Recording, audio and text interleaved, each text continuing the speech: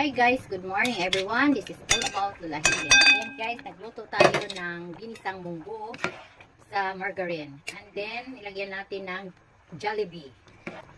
Jollibee na chicken. And then, may okra nga bagong pitas. And bagong pitas din ang kalabasa. Yan.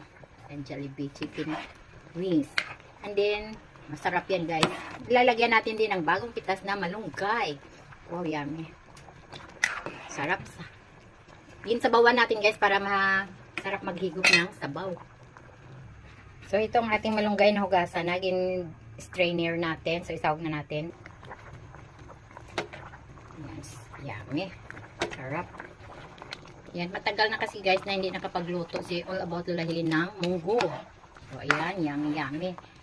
Yan. Isang kulo na lang yan. Tatakipan na natin. Luto na yan. Kasi malalata na rin yung pinakagulay niya.